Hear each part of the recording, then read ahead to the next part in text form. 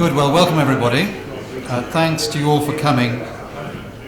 It's a real pleasure to welcome Professor Sir Lawrence Freedman back to the ISS. He's had a long and certainly for us an important association with the Institute, having been a research associate here as well as a member of our council and having written a great deal over the years for our publications, notably including two Adelphis, the seminal Revolution in Strategic Affairs and its companion, The Transformation of Strategic Affairs, and with his mentor, Sir Michael Howard, the president of the ISS. He also, I think, embodies the links between the Institute and war studies at King's, many of whose students we're glad to see coming here on a regular basis to attend our events or to use our library downstairs.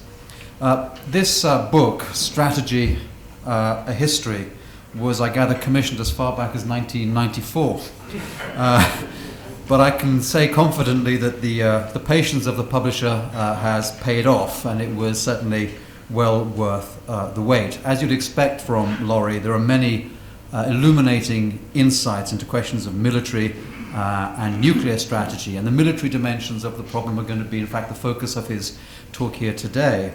But what's special about this book and what really sets it apart is the sheer range and the breadth of the contexts in which and through which notions of strategy are considered: biology, religion, antiquity, politics, culture, literature, and commerce.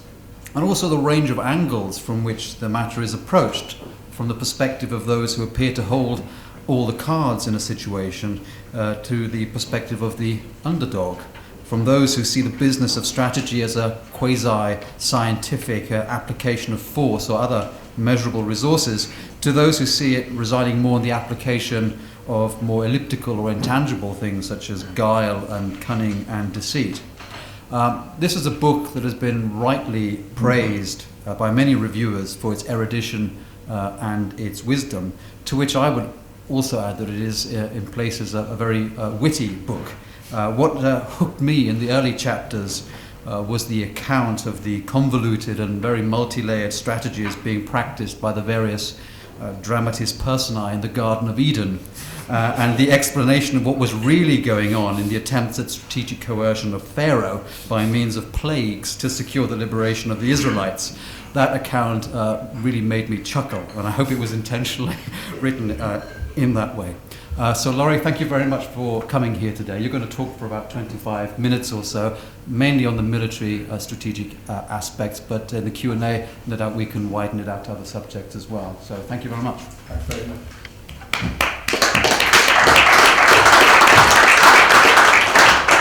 Adam, thanks very much. It really is a pleasure to be back at IISS talking about these things. This is where I started to learn my trade in the mid-70s, and not in sort of link with war studies. I'm probably one of the, there's some others here, one of the few remaining links with Adam Street. And thank you for your kind words about the book and also the range of things it does try to cover. The book has sort of two sorts of purposes, one of which, as it sort of says on the cover, a history. So it's a history of an idea, how people have treated the idea of strategy over the ages. It's a word that really only came into its contemporary sort of usage at the end of the 18th century, and it was sort of a product of the Enlightenment and Napoleon, and was really, it wasn't created by Jomini and Clausewitz, but was certainly, the idea was spread by them. But how those ideas have affected other spheres of human affairs, revolutionary politics, electoral politics, commerce, as you say, business strategy. I've read some surprising amounts of business strategy to do this. So it's a history of an idea, and tries to give reasonable exposition to what people were trying to do. And then, inevitably, as part of that, is the sort of so what side, trying to see if out of all of this, a certain view of strategy can emerge. And perhaps that's been the easiest thing to communicate in talks like this, because I can say what I think strategy is about. And it's surprising, despite the injunctions in the book, not to think in terms of strategy in a formulaic way, and certainly not as a plan. People are very anxious for, the 3 clues that will ensure that in all your endeavours you're extremely successful. And if I had those clues, I wouldn't be an academic now.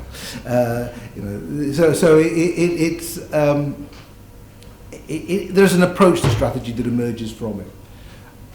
What I want to do is briefly say what I think that approach is, but not dwell on it for too long, and then, as you suggested, Alan, talk a bit about the military dimension of this. And one of the reasons for doing that is because there has been a theme in a lot of commentary of recent years that the one thing we need as a country is a better strategy, that there's sort of the missing ingredient in what we do.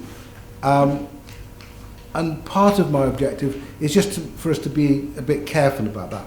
Not to say, obviously not part of my argument that strategy is a bad idea or you don't need it or sort of random actions are as good as any. Clearly putting thought and preparation into what you're trying to do is worthwhile. But it is to be aware of the limits of what strategy can do for you and how at times you need to move beyond your original ideas to maybe not to get to the place you want to be, but a place that is better than where you might otherwise be. And in doing that, that just leads me into what I think are the sort of the highlight messages. And I'll just do these in very briefly. The first point, which you'll have already gathered, is you can't think of strategy as a plan. Planning can be part of strategy. There are things in everything you do that can be controlled. But strategy really only becomes interesting in those things that you can't control, where you're dependent upon the actions of others, possibly your friends, as well as your opponents. People have their own agendas, their own interests, their own plans, their own ways of doing things, and these are not always in harmony. They can collide. So the first point is that the idea that strategy is synonymous with the plan is not very helpful. And if I've done nothing else with this book, the opening quote from Mike Tyson, that everybody's got a plan until they get punched in the throat, or get punched in the mouth, is a thing that every reviewer seems to pick up, and has almost gone viral on Twitter. I'm not the first by any means to use this, but Tyson's got his own book coming out, and I'm worried he's going to suggest he had nothing to do with this. But it's a great line. Anyway, that's the first big point, and certain things follow from that. Basically, it's about getting to a better place, but it's not. Very few strategies in the end are driven by their ends, by their objectives. They may start off with certain objectives in mind, but as often as not, these have to be scaled back or occasionally expanded as circumstances change. The starting point from strategy is the problem at hand, and the resources you have available, and the friends and colleagues you have to help you through it, as well as the opponent who may be trying to stop you. So it starts with the here and now, rather than working back from a desired endpoint. Not to say you shouldn't have somewhere where you're trying to get to in mind, but actually that loses the sense of adaptability and flexibility, and also suggests that there is a point where strategy stops, where you've reached your objective. Whereas in practice, you win a battle, you win an election, you have a revolution, you take over another company, and you still need a strategy because you're just in another stage. So it's encouraging people to think in terms of stages. So strategy is less, say, a 3-act play than a soap opera. It just goes on and on and on because that's how human affairs work. The other big theme, and then I'll move on to the military side, is that there's a tendency in a lot of strategic writing, I say this particularly in the business world, but the ideas come from Sun Tzu and Little Heart and so on, that indirection, deception, sheer cleverness is a way to to be a great strategist. Well, it's true. If you can outsmart your opponent, that's wonderful. But as often as not, you may be facing an opponent that's as smart as you. And if you rely on just being cleverer, you may get into trouble. I mean, so you can have these sort of two followers of Sun Tzu fighting each other. Well, they'll never actually engage because they're always sort of manoeuvring around. And what I argue instead is, I mean, not sort of downplay completely those sort of aspects, or indeed the value of reading Sun Tzu or Little Heart, but actually in practice, if you're an underdog in particular, the best route to strategic success is coalition, is to find somebody to do it with you. And that's one reason why the book opens with chimps and primates, because those who've observed chimps in action, so we can see this as elemental strategy, note that alpha males are not defeated normally just by another alpha male who's bigger and stronger, but because the challengers undermine them by forming their own coalitions. So they're the big sort of, and then at the end there's the development of the idea of thinking about strategy as a sort of a story in the future tense, a script of some sort, but which flows from these ideas. And we can talk about that a bit more later on if you wish. Now, I think obviously in in modern times, the idea of strategy has developed most strongly around the military sphere, although of course it is the case that the more books now are written about business strategy than about military strategy, many more books. And Phil will correct me if I'm wrong, but I suspect even more books are written about computer game strategy than about business strategy even. So but there are still some attempts to write books about military strategy, but the ideas developed in those areas, in that area, in particular around after the Napoleonic War and Clausewitz and Jomini in particular. At the heart of the original ideas, and it's an idea that lingers and is still very strong, and why strategy is often thought of as a plan, now Clausewitz thought of strategy in many ways as a plan, is the idea of the decisive battle. That if you get it right, the fate of nations can be determined by a good strategy. And the idea of the decisive battle was very strong in it. Jomini could talk of little else. He wasn't interested in much else. And Jomini, it is important to remember, the Swiss Jomini who fought with the French, was by far more influential than Clausewitz in the 19th century. And arguably established patterns of American strategic thought. And you can trace this through both father and son Mahon. The father Mahon was at West Point and was quite an influential figure in teaching the original Civil War generals. His son was obviously the great proponent of sea power, and both of them had a clear idea of the decisive battle as what everything should be geared to. And of course the air power theorists who believed in control of the air followed Mahon's belief in control of the sea and the idea of a decisive air battle as well. I mean, there's a sort of clear link, although Clausewitz is by far the more rich and but also dense text, and has the advantage of considerable ambiguity because we know he was writing it when he died. Jomini was the most influential, but both of them, in their different ways, focused on the idea of the decisive battle. And a lot of and even by the end of the 19th century, it was apparent why this idea of decisive battle was misleading. It was misleading for a number of reasons. Again, there could be decisive battles. It could be the case that once an enemy army was defeated, the enemy state had no choice but to accept subjugation of some sort, that the politics would follow the military event.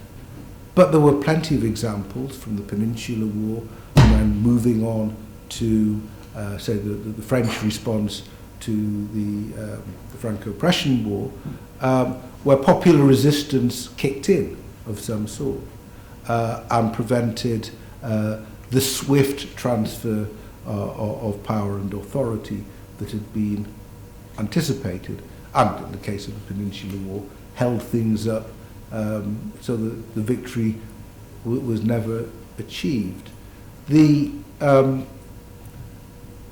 Also, the Napoleonic Wars demonstrated that even if you could defeat a country, one state, other states could still be combining against you and could reverse your gains. The experience in 1812 demonstrated the Battle of Borodino, Napoleon won, but it didn't in the end do him that much good, because the Russian army was not destroyed and could fight another day. As the 19th century wore on, it became apparent why the idea of a decisive battle was becoming more rather than less problematic, because of the lethality of modern weapons, because of the problems of the offence. It became more and more dependent upon being successful in the first moves, so that the opponent was going to be defeated very clearly and very early and would have no chance to recover.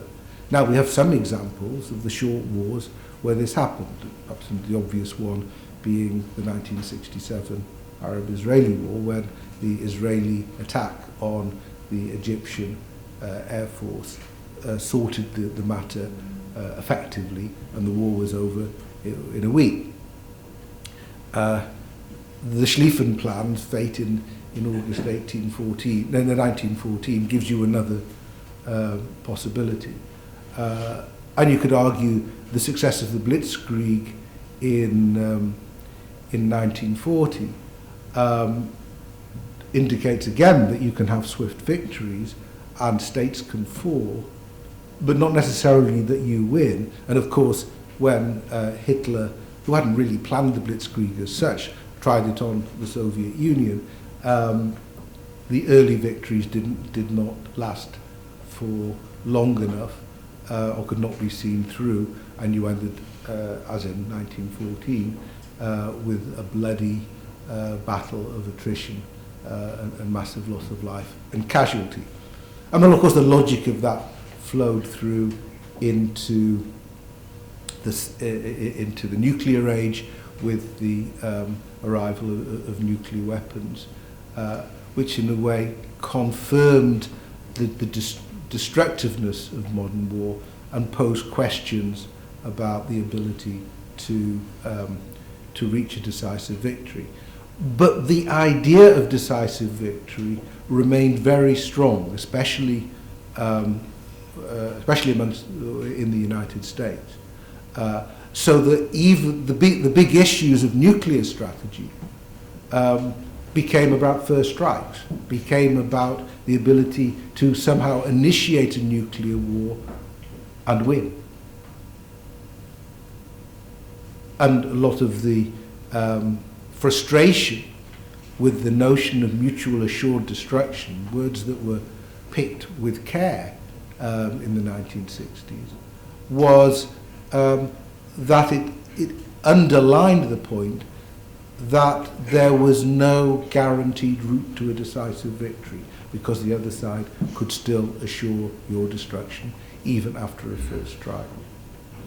As attention moved back to conventional forces, then what has been interesting in the US is to see again how the issue has been framed all the time in terms of victory in a war that could have been fought in terms of its underlying principles, if not the technologies, at any point in previous centuries, as a battle between regular armies with the political spoils going to the military victor. And a lot of the innovation in American military thought, and there's been a considerable amount, was about how to win in battle. So in the 1970s, the argument was between attrition versus maneuver warfare, the influence of people like John Boyd and the OODA loop, if some of you may remember that. The argument was posed in terms of how do you defeat the Warsaw Pact. Fair enough, that was the main challenge they were thinking about, questions of mobile defence. But it was army upon army, or airland on airland. It was not what later came under the headings of asymmetric war, the sort of conflicts in which we've actually found ourselves engaged over the last couple of decades.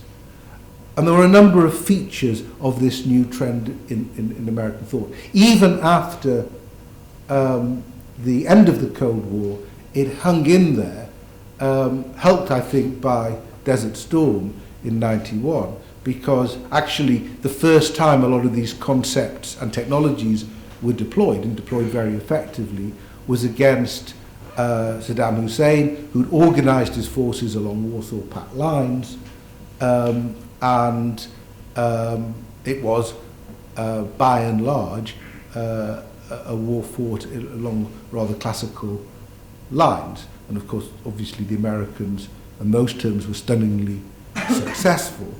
And it seemed to validate the concept. And then we had the talk of revolution in military affairs and such like. There are two sort of legacies also of this period.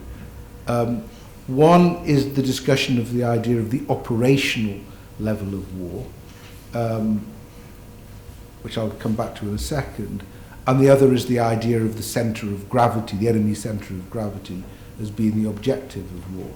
Now, my own view is that the idea of the centre of gravity, which comes from Clausewitz, which obviously comes from physics, was one of Clausewitz's most confusing and worst contributions to strategic thought. It wasn't a proper application of the concept as in physics, because actually the last place you would attack would be the centre of gravity. But more seriously, it was always muddled as to what this meant in terms of is it the point? The idea was there's a point which if you hit, the enemy will crumble. And actually that in itself was problematic, because you could hit enemies in a number of places quite hard and painfully, and still bits of their capability will respond. So it was always a bit optimistic in that sense. But there was a question of whether this was a military target or a political target, because even Clausewitz acknowledged that if you're fighting a coalition, an alliance, you would want to undermine the sort of the political relationship between the two.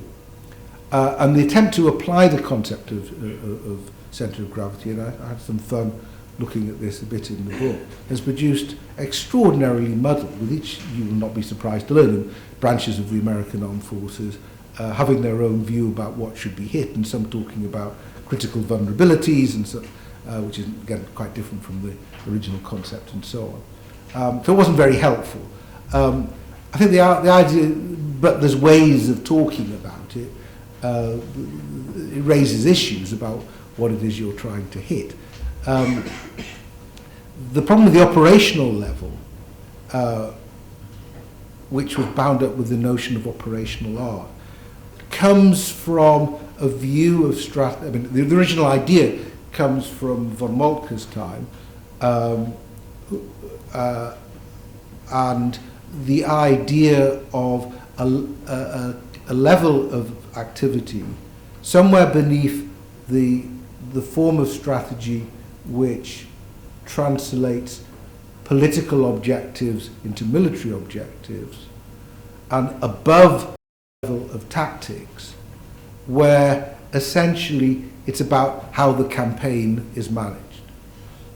It's to some extent a reflection of levels of command.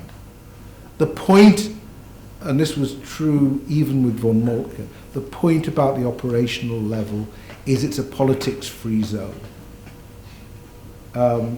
And if you see the influence of this still in Western thought, it reflects the idea that what we want from our politicians is clear political direction. And once we've got that political direction, we want them to stay away and not to micromanage and not to be countermanding and not to interfere. And this was a very strong theme in '91 during the Gulf War, reflecting what was believed to have gone wrong in Vietnam, although I don't think that was really exactly what went wrong in Vietnam. I think this idea is unfortunate, to put it mildly, because actually any military operation can never be a politics-free zone. You all, especially and in this day and age, even more so, the interaction between the politics and the military needs to be continuous, which is not to say it shouldn't be based on mutual respect of what of the military military responsibilities and political responsibilities needs to be talking together. But the idea of the operational level, I think, in the end, was helpful in the attempt to remind the armed forces or senior military leadership that their jobs were not just about managing big programs and procurement and sort of MBA sort of stuff, but actually had to think about how you command forces and well. Helpful in that sense, command forces more helpful in that sense, but unhelpful in the sense that this could be done in isolation from the political sphere. And has led, I think, to some pretty awkward moments in civil-military relations as a result. I'm not going to, we can talk about strategies for the future in all of this. Well, the point I think I want to conclude with, which when I first tried to make in the Adelphi papers mentioned by Adam, in response to the original ideas of the revolution in military affairs, is it's never helpful to think of military strategy in isolation from broader political developments. And in a way, I think this is where the problem going back to Clausewitz and Jomini starts, because Clausewitz is a great theorist of battle, and in a sense of the dynamics of war, but not in the end a theorist of international affairs. And would no doubt seem very dated if he had been. But actually the military sphere within itself doesn't give you the answers to a lot of the problems that are going to be faced. And the challenge is always going to be in the thinking through the political challenges that are being faced and the extent to which, if at all, they're going to be responsive to the military instrument and the use of force. So that, I think, is why I think military strategy as such has become difficult. The general arguments I've given are reasons to be cautious about claims that what we just need is better strategy. Even if we have better strategy, it has to embrace both the civil and the military at the same time. Otherwise, one is not going to understand what the other is up to. Thanks very much.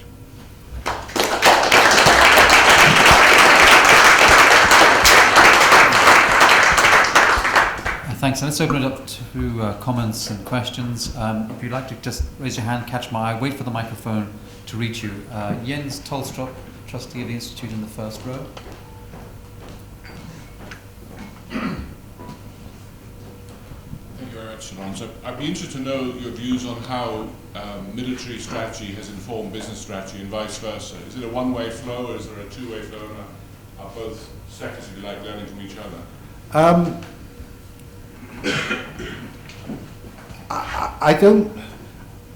There's some very interesting ideas in business strategy which I don't think have informed military strategy at all.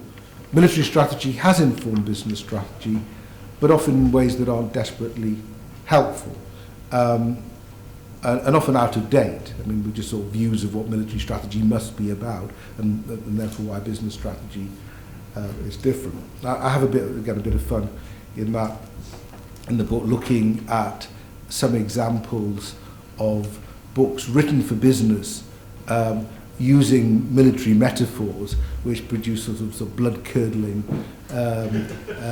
cries and to rip out the living guts of your opponent, a la Patton, which aren't by and large of much use even in the modern business environment, or else you have the great leaders literature, leadership lessons of Alexander the Great, or Julius Caesar, or my favourite Attila the Hun, which I did a piece in the FT on this, which point out that actually what these do is show that in their own way what would now be considered best practice was followed by these ancient guys.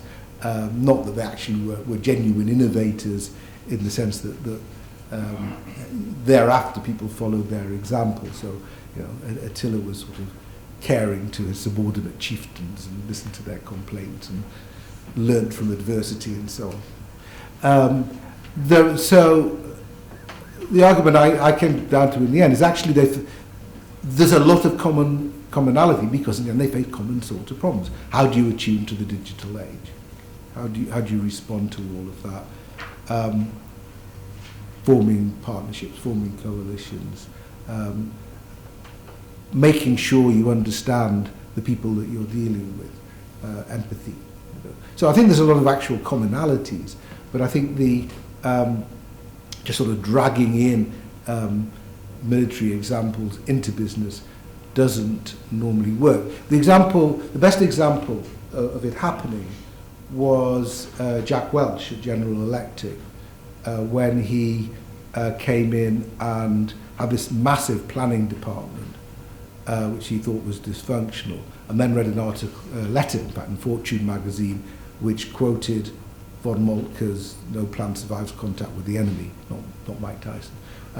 No plan survives contact with the enemy, and Clausewitz's warning against formulas and so on. And I think it would come to the same conclusion without it, but it provided them some reasoning. And he became a sort of fan of von Moltke after that. I don't think it did him any harm, but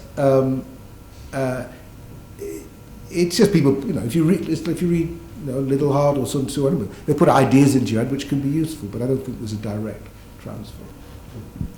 In the second row there, Sam Zabeldarai from the Foreign Office. I want to start by saying thanks very much for that really enlightening presentation. Your book's on my Christmas list, but Good. I'll try and get the wife to bring that forward a bit. A question really following on from your preliminary points, which were around the calls that we often face from various commentators that Britain needs a grand strategy, a new grand strategy. We need to have a clear vision of who we are, where we're going to be, and how we're going to get there, and the threats to it, etc. I surmise from what you've said that that's a position you have some scepticism with. You must resist. I mean, but I think governments produce these documents, and they're obliged to, and then they're going to be highly criticised when they do, because they're always highly negotiated documents. And they have to be, because what you can't do is say that this particular area of activity is irrelevant. So it's hard to exclude things from your strategy. For a state, we can allude to the rise of China, But if you start to talk about China or Russia, let's say in too lurid terms, you'll create a foreign policy crisis. So you can't. So you've got to watch what you say there. The overall consequence of these documents tends to be bland, uninformative, where you're addressing themes rather than entities. I've written them myself because I've been a vice principal for strategy at King. So I know the process and I know why you have to have them, but they're basically their half-life is going to be very short, and you can be pretty sure that whatever they would have alluded to, it won't be the crisis you face next week. It's sort of like Friedman's law of defence reviews: is that which you decide you don't need in a defence review is that which you will need in your next conflict. I mean, it's just the way these things go. So I'm sceptical. But the pressure on governments to keep on producing them, indeed organisations to produce them, is intense. They normally have mission statements at the front. Okay, we'll try to take two at a time because there are more people wanting to come in. Robert Fox at the back, please, first. Sorry, shop steward of the Journalist Trade Union here, Laurie.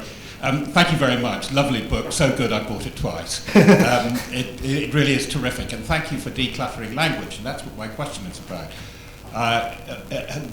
The amount of times I've had to write about the need for a national strategy, it always goes hand in hand with the need for a national narrative. God help us with that one. And a lot of muddle about this. And you're very good on language. Thucydides, Orwell, often the deception of language goes with what we call a strategy. There is a tremendous problem in the journalistic world, though, with the vocabulary. They really do not understand. I have worked for countless editors, I've worked for myself, and you are misapplying the terms. And I would just like to throw this one at you, and it is a question. Are we really talking about the trick of Machiavelli? Machiavelli doesn't talk about strategy, he talks about stratagems. Yeah. He talks about tricks. And this is where, and you're quite right, particularly at this time, coming up to the centennial next year, we talk in Great War military language in our headlines, the big offensive, the big push, the salient, a flank attack. How can you declutter Fleet Street's mind? And then just the gentleman right at the back on the aisle, on my left. Yes, you? Charles Vivian, yes. It's really associated with these earlier questions, if I may. To what extent does a strategy have to be associated with an objective? You suggest it's more a soap opera than a three-act play. But is it not a series of three-act plays? You say that, yes, you win a battle, but you've still got to have a strategy. Does your strategy not change in relation to what you're trying to achieve? Yeah, Charles, I'll deal with that question. Yes, you're quite right, it does. So the basic argument excuse me, is that strategy gets you to the next stage. And the next stage may be quite close, maybe some distance away. But so long as your original ideas are working through, then you work them through. So it's to get...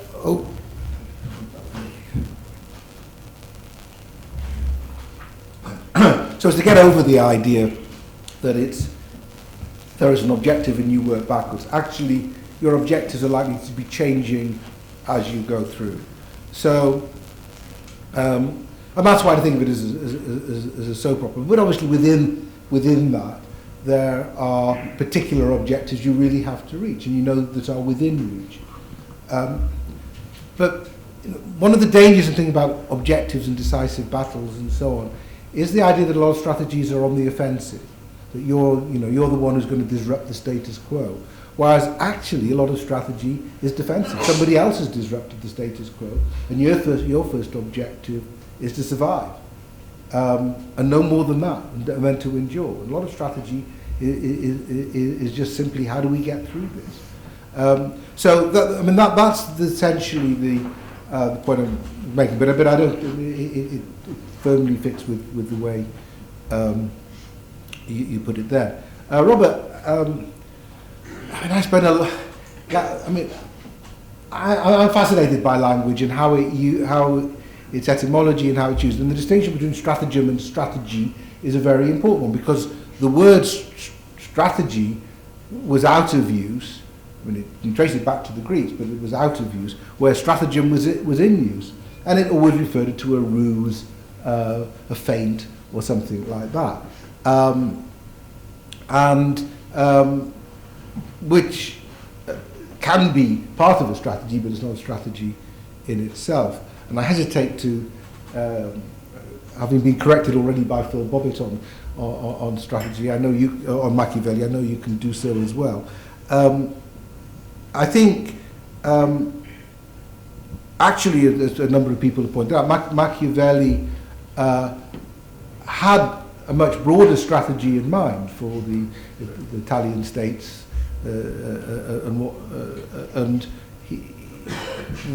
what we think of as a Machiavellian strategy is actually some of the stratagems that he suggested. And I think it put Machiavelli in the way people think, in terms of an earlier dichotomy that goes back arguably to Homer, which of course was, Machiavelli was very influenced by the classics as well, between force and guile, which is a distinction that appears in Machiavelli, and became very strong in general discourse as a result of that. And the fact that we think of a plan as a good thing, but a plot as a bad thing, you can also be traced back to traced back into the gunpowder plot, and the way that people thought, though the etymology is not that different. So I find it fascinating. The problem, one of the interesting questions with the use of language in strategic documents is, what is it for?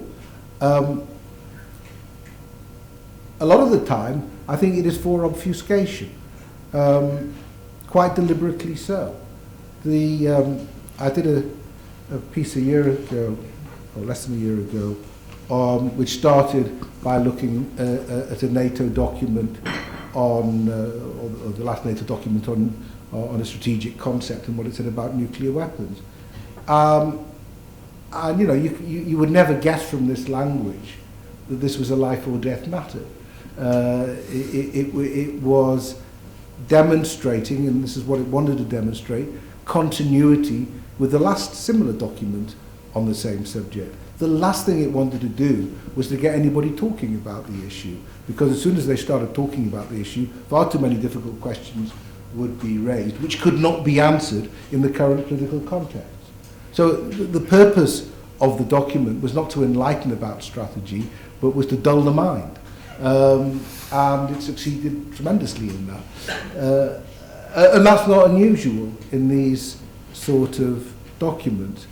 And so I think we need to distinguish between ways of talking about strategy which have become a bit habitual, which actually fail to achieve their objectives because they need to be clear and articulate. The sort of language about being passionate and empowering and all the low-hanging fruit and all those sort of things that you hear and read in this document to make your eyes glaze over because you have no idea what they're talking about after a while. But it's just, the way people have learned to talk, where you sort of long to give them Orwell and so on, and plain English and so on. But those where it's deliberate, where it's just a reasonable political ploy to stop people exploring ideas which are in practice too difficult. And we'll always have the latter, but I think we can still wage the good fight against the former. You on the aisle here, please, just about midway down the rows, and then Asprey. Michael Battaglia, consultant with Monitor Group. I wanted to ask, return to the issue of national strategy brought up previously, and you pointed out that often in Western democracies, national strategies are negotiated and fairly conciliatory documents that refer to a variety of interests. But especially in Asian countries where there's more autocratic leadership, national strategy documents actually exclude a lot and provide fairly direct direction for the country, for the economy. So I wanted to ask you, does this count as strategy in these cases? For example, South Korea, UAE, countries where they've actually decided we won't do this, we will do this. And is this the heir of military strategy as military strategy becomes more convoluted and economic terms actually often determine who's on top in international politics? Thanks. If you could just pass the microphone to the gentleman with his hand raised. Thank you. Yes, Peter Asprey, member of the Institute. If what you say is correct, that there's a sort of inexorable creep of politics into the sphere of military strategy, then I wonder if you have any thoughts or comments on what you see, how this will affect the role, the type and the purpose of armies going forward. I don't think it's an inexorable creep. I think it's always been there. So I think it's just important to recognise it. You look at Lincoln and his generals, and a large part of the problem was he was very frustrated with his generals. He had probably had a clearer sense of what needed to be done than some of they did. But he was diffident, initially at least, about talking about things that were on their terrain. And it's not that the civilians need to become military expert, but they do need to know the questions to ask. And there's a problem. I mean, you could argue the problem is a different one, is that we have, as likely as not, generation after generation of politicians with very little military grasp, and therefore not necessarily knowing the questions to ask, and then getting frustrated when the military don't seem to be able to do what they want them to do, and the military getting frustrated when they don't understand, the basics of logistics or whatever. So, I mean, the logic of what I'm arguing for is a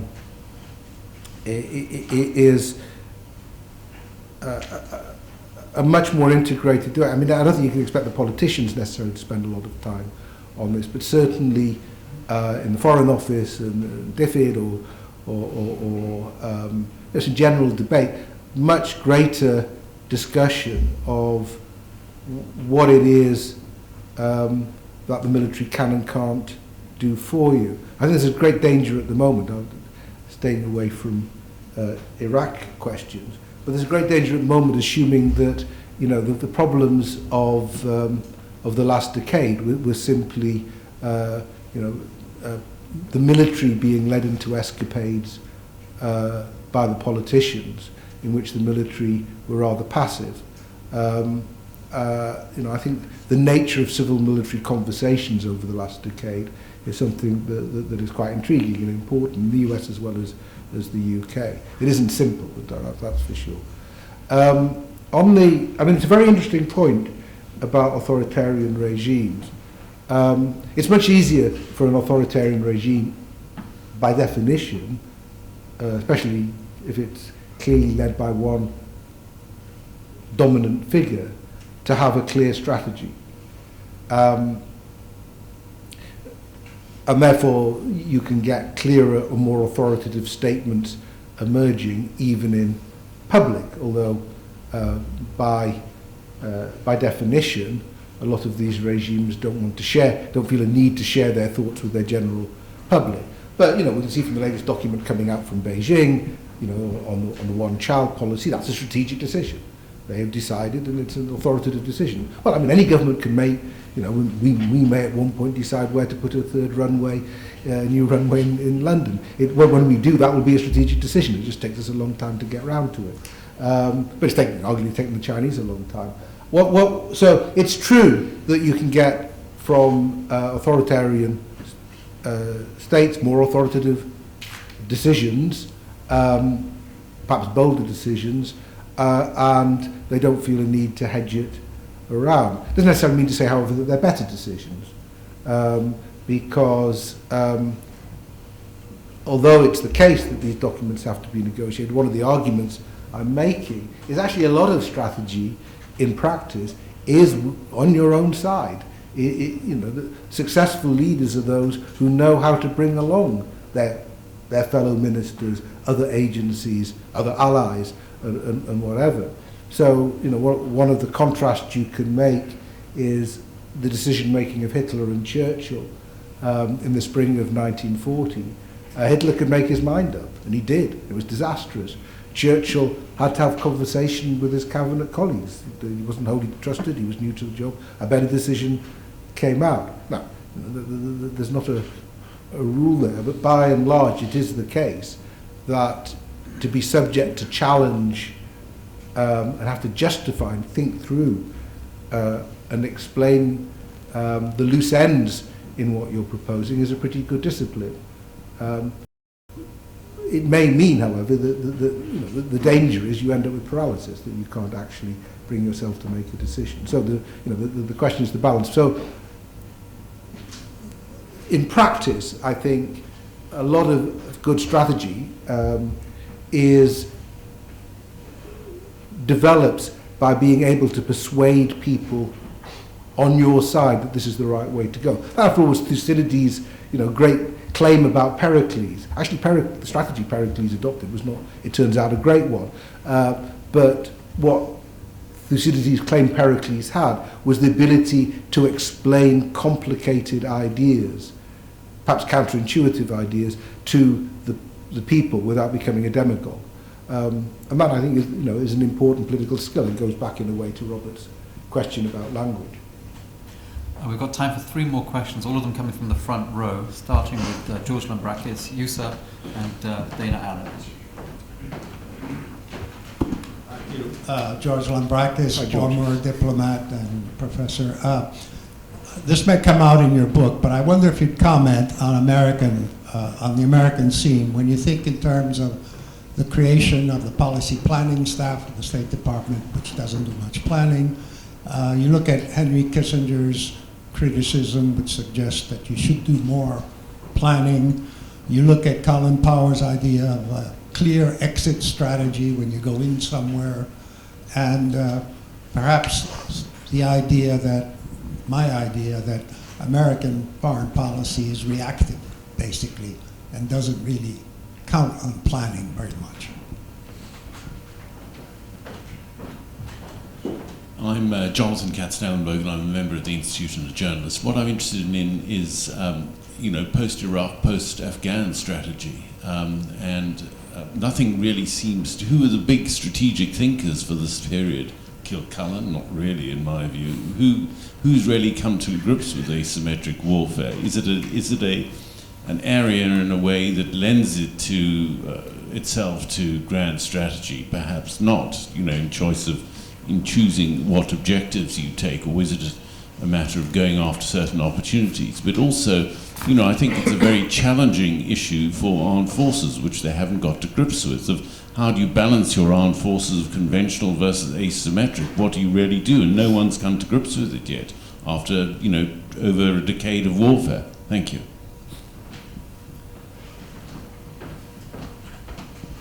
Thanks very much for scintillating presentation. My question is also in reaction to your comment to the effect that coherent strategic documents don't survive contact with the interagency process. And I wonder, what you say or what you think about supposed or kind of mythological exceptions to that. I quickly noticed that Kenan is not in your index.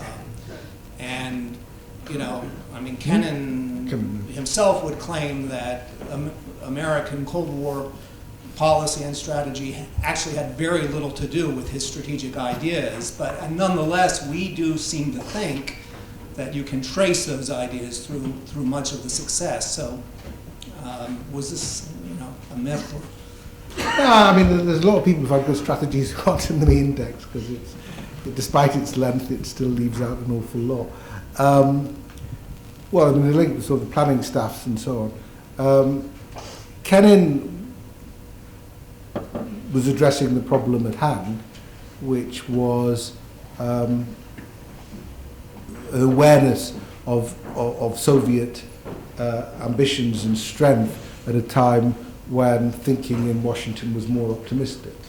And reflected, I think, a view amongst a lot of those who were actually dealing on a face-to-face basis with Russians that people who weren't didn't actually understand just how difficult and dangerous this all was.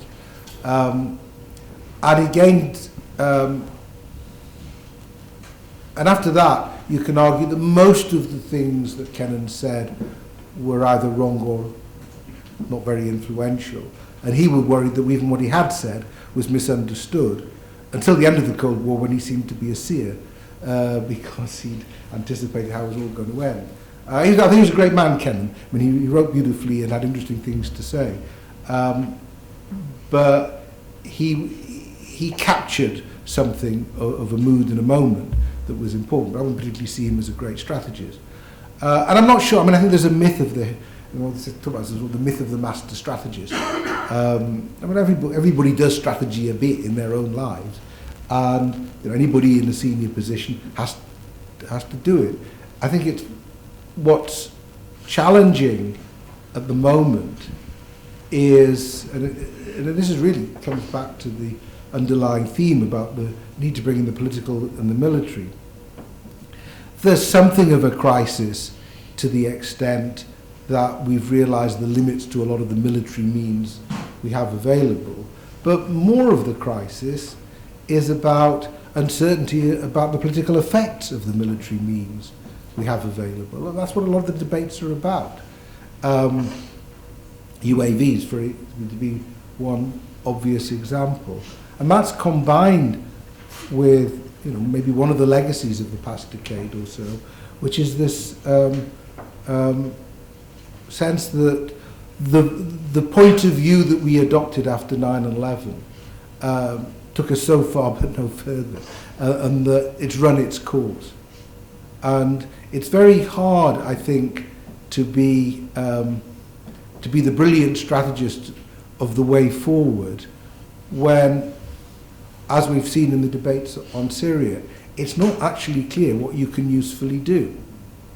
It's much, if you want to be a great strategist, come in at the start of a war, because there's a conflict, resources are mobilized, people are focused, and there are really big decisions that you have to take.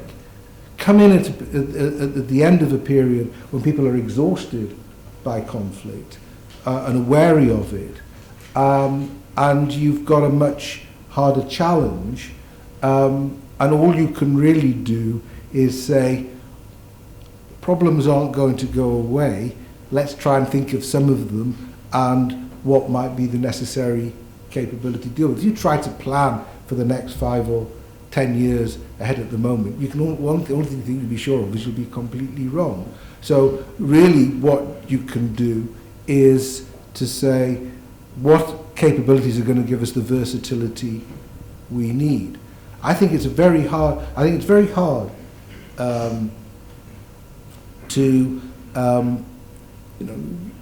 hard to be a great strategist when, going back to what I was saying about, the strategy deals with the problem at hand when you're not sure what the problem at hand is.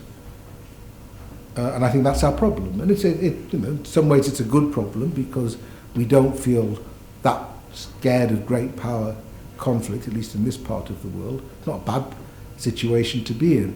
But in another sense, it's a loss of confidence in our ability to shape events beyond our borders because it hasn't gone very well.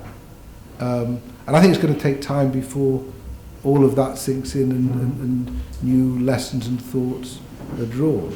So, what I think, out of the experience of recent times you can come up with are questions that should be asked when issues of intervention or challenges come up. And I think policy will, by and large, we're status quo powers in the end, and policy is bound to be therefore a bit reactive. I don't find that in itself a criticism, because it's quite hard to preempt. It's quite hard to necessarily got us into good places. Sometimes if you're clever, you can see a problem and nip it in the bud. But by and large, it is going to be a bit reactive. And then when you find yourself acting, there are some questions you should ask. And, how do we get out? The exit strategy is certainly one. Another one is, can we get out? Because, all the problem with insisting on an exit strategy is it creates completely unreal expectations of how a conflict could be managed. So I think it's just, pragmatic, thinking about consequences, asking hard questions in a situation where we're not fighting for our lives.